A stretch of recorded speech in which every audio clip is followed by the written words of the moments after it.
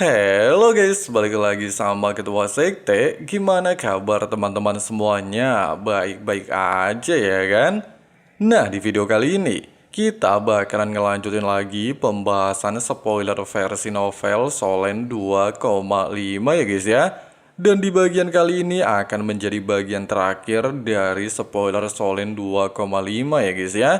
Dan buat teman-teman yang baru gabung atau belum sempat nyimak pembahasan spoiler-spoiler bagian sebelumnya, Abang Frank saranin nonton dulu ya guys ya, supaya teman-teman gak gagal paham ngikutin kelanjutan spoiler di bagian kali ini. Untuk linknya udah ada di kolom deskripsi.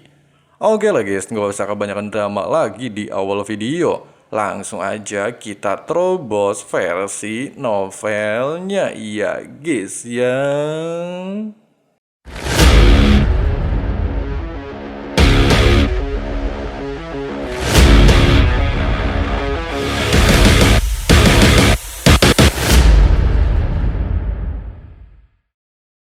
Di saat Tang San berencana mengirim Tang Wulin ke dunia fana demi melemahkan inti ilahi Raja Naga Emas, Xiao Wu langsung berkata dengan cemas, anak mereka masih sangat kecil dan baru dilahirkan. Tang San mengatakan mereka tidak memiliki pilihan lain. Jika mempertahankan Tang Wulin di alam dewa, hal itu hanya akan mempercepat kematian putra mereka, di mana kekuatan inti ilahi Raja Naga Emas akan terus terpicu oleh energi ilahi. Jika tidak segera dipisahkan dari sumber energi tersebut, tubuh kecil Tang Wulin tidak akan mampu bertahan. Meskipun perpisahan terasa sangat menyakitkan, namun yang terpenting adalah memastikan Tang Wulin tetap hidup. Setelah keadaan alam dewa stabil, mereka masih memiliki kesempatan untuk mengawasinya dari jauh dan mencari cara lain untuk menyelesaikan masalah inti ilahi tersebut. Perkataan Tang San pada akhirnya mampu menguatkan hati Xiao Wu dan memilih menerima semua rencana Tang San. Pasalnya menyelamatkan nyawa putra mereka menjadi prioritas utama daripada kebersamaan.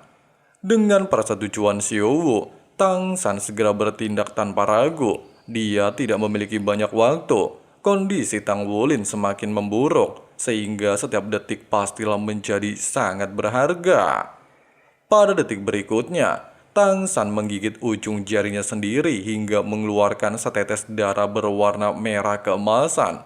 Darah itu bukan darah biasa, melainkan darah seorang raja dewa yang mengandung kekuatan luar biasa.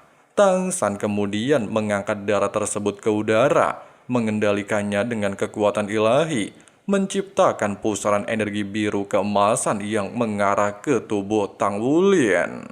Singkatnya, setelah menyerahkan Tang Wulin kembali ke pelukan Xiao Wu, Tang San meletakkan tangannya di dada putranya. Cahaya biru kemasan dari tubuhnya mengalir masuk, membawa serta tetesan darah yang tadi dia keluarkan. Begitu darah itu memasuki tubuh Tang Wulin, tubuh kecil itu bergetar hebat. Namun secara perlahan, cahaya emas yang sebelumnya sangat kuat mulai sedikit mereda. Tang San tidak berhenti. Dia kembali mengeluarkan tetesan darah berikutnya. Kali ini, darah itu berubah menjadi run-run misterius di udara sebelum masuk ke tubuh Tang Wulin. Setiap run yang masuk semakin menekan kekuatan inti ilahi Raja Naga Emas di dalam tubuh putranya.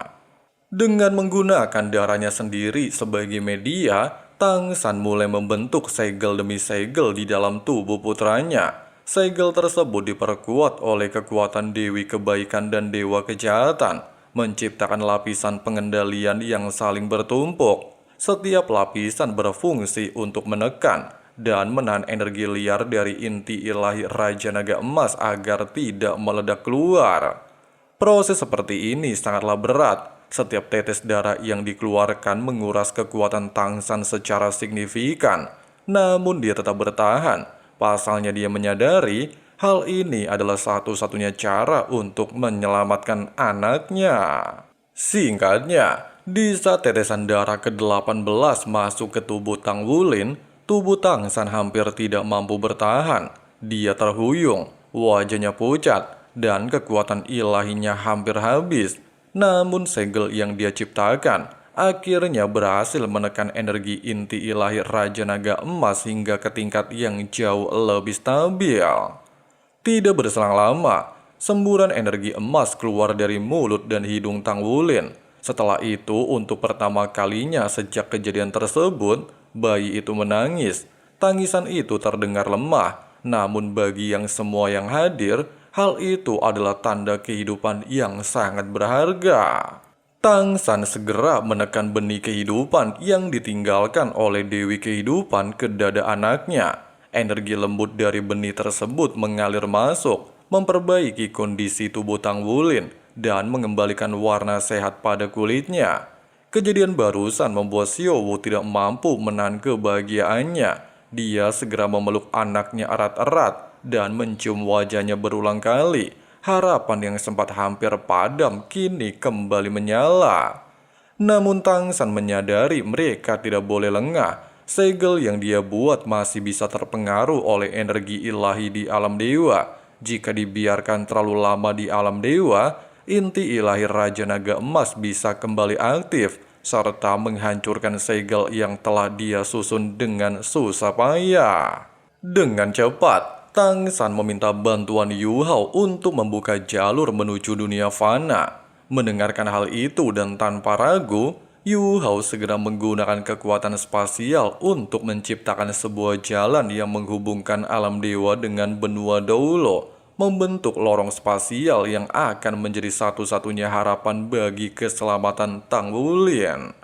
Bersama dengan hal itu, Tang San berjalan mendekati Xiaowu. Dia memandang putranya dengan penuh kasih, menahan perasaan yang hampir meluap. Dengan lembut, Tang San mencium pipi kecil Tang Wulin, mencoba mengingat setiap detail wajahnya sebelum harus berpisah. Meskipun tubuh dan tangannya gemetar, Xiaowu akhirnya menyerahkan Tang Wulin kepada Tang San. Meski hatinya hancur, tapi dia menyadari keputusan yang diambil suaminya adalah jalan terbaik bagi putra mereka. Sebelum mengirim anaknya pergi, Tang San meminta Tang Wutong untuk memberikan tombak naga emas, di mana sama-sama kita ketahui, tombak naga emas merupakan bagian kekuatan dari Raja Naga Emas yang sempat tertinggal di alam dewa, sehingga pastilah bisa membantu Tang Wulin di masa depan. Di saat Tang Wutong mengangguk dan menyerahkan senjata tersebut, Tang San segera merubah tombak naga emas menjadi sebuah simbol berbentuk belah ketupat, di mana simbol tersebut lalu ditempatkan di pergelangan tangan Tang Wulin dan menjadi bagian dari kekuatannya. Sebagai langkah terakhir, Tang San menyentuh dai Tang Wulin dan memasukkan kekuatan spiritualnya. Kekuatan tersebut nantinya akan membantu melindungi dan membimbing anaknya di dunia fana. Singkat cerita, setelah semua persiapan selesai, Tang San menarik nafas dalam-dalam untuk menenangkan dirinya. Dengan langkah berat, dia berjalan menuju lorong yang menghubungkan alam dewa dengan dunia fana. Di sana dengan hati yang penuh luka, Tang San meletakkan Tang Wulin. Saat tubuh kecil itu mulai menjauh masuk ke dalam lorong spasial, Xiaowu tidak mampu menahan emosinya. Rasa kehilangan yang begitu besar langsung menghantam hatinya. Pandangannya menggelap dan dia jatuh pingsan dalam pelukan Tang Wutong. Tang San sendiri hampir tidak mampu berdiri. Tubuhnya yang sudah kelelahan akibat penggunaan kekuatan ilahi yang berlebihan membuatnya terhuyung. Dan hanya berkat bantuan dewa emosi dia tidak sampai jatuh. Untuk pertama kalinya, air mata yang selama ini dia tahan akhirnya mengalir. Sebagai seorang ayah, Tang San merasa gagal melindungi anaknya sendiri. Rasa sakit itu begitu dalam, seolah-olah merobek hatinya. Namun di balik semua itu, Tang San menyadari keputusan yang dia ambil adalah satu-satunya cara untuk memberikan anaknya kesempatan hidup. Sosok kecil Tang Wulin menghilang dalam sekejap di dalam lorong menuju dunia fana. Tidak ada jaminan keselamatan, tidak ada perlindungan langsung dari orang tuanya. Dalam kondisi alam dewa yang sedang menghadapi bencana besar, Tang San bahkan tidak memiliki kesempatan untuk mengatur nasib anaknya seperti yang pernah dia lakukan sebelumnya kepada Tang Wutong. Dan saat ini, segalanya diserahkan sepenuhnya kepada takdir. Di waktu bersamaan, ancaman terbesar kembali terjadi dan mencapai puncaknya. Alam dewa tiba-tiba bergetar hebat, jauh lebih dahsyat daripada sebelumnya. Tang San segera menoleh ke arah pusat pengamatan dan terkejut melihat perubahan yang terjadi. Lapisan luar dari turbulensi ruang waktu yang selama ini menyelimuti alam dewa pada akhirnya terkelupas sepenuhnya, memperlihatkan inti sebenarnya dari fenomena tersebut, memperlihatkan sebuah cahaya perak sangat menyilaukan. Dewi kebaikan dan dewa kejahatan telah mengerahkan seluruh kekuatan mereka untuk mempertahankan perlindung alam dewa. Namun bahkan mereka tidak dapat menyembunyikan rasa terkejut dan ketakutan di wajah mereka. Apa yang mereka hadapi ternyata bukan sekedar kekacauan ruang waktu biasa, melainkan kekuatan spasial murni yang telah terkompresi selama waktu yang sangat lama. Kekuatan itu jauh lebih berbahaya dan sulit dikendalikan. Dalam sekejap, cahaya perak tersebut meledak dan menyelimuti seluruh alam dewa. Dunia yang sebelumnya penuh warna, kini berubah menjadi lautan cahaya perak. Di tengah luasnya alam semesta, ledakan cahaya itu terlihat seperti fenomena luar biasa yang menyapu gugusan bintang. Namun di balik keindahannya, terdapat kehancuran yang tak terhindarkan. Cahaya perak tersebut perlahan bergerak seperti makhluk raksasa yang membuka mulutnya, menelan alam dewa sedikit demi sedikit. Tang San segera menyadari apa yang sedang terjadi. Hal ini adalah bentuk teleportasi spasial berskala besar, sebuah kekuatan yang mampu memindahkan seluruh alam dewa ke tempat yang tidak diketahui. Dengan sisa tenaganya, Tang San berusaha memerintahkan agar penghalang pertahanan diperkuat hingga batas maksimal.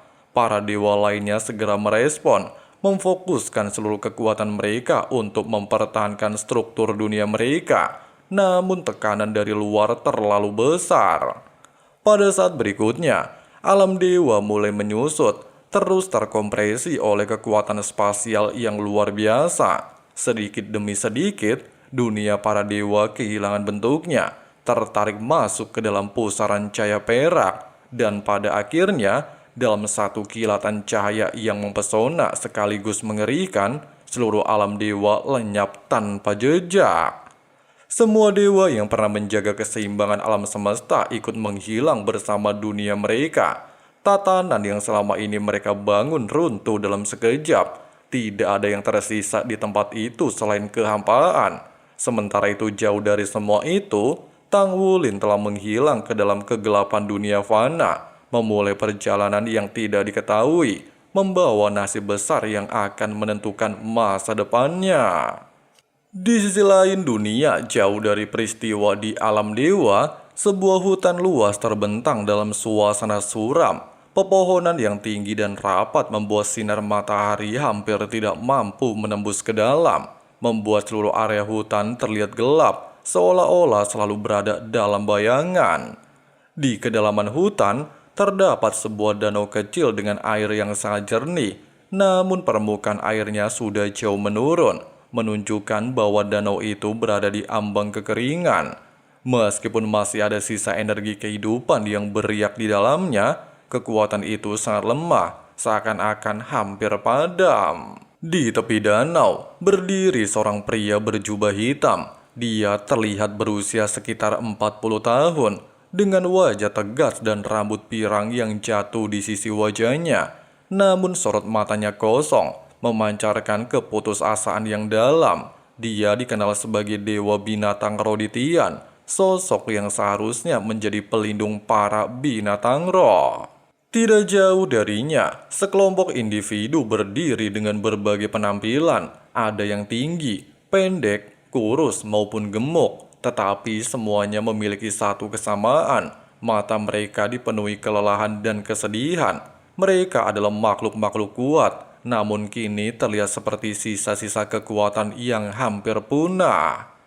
Seorang wanita dengan gaun hijau zamrud alias beiji mendekati Dewa Binatang Ro dengan sikap hormat dan mengatakan, meskipun 10.000 tahun telah berlalu sejak Huo Yuhao mendirikan pagoda roh, namun kenyataan pahit tetap saja terjadi. Jumlah binatang roh semakin berkurang dan mereka berada di ambang kepunahan.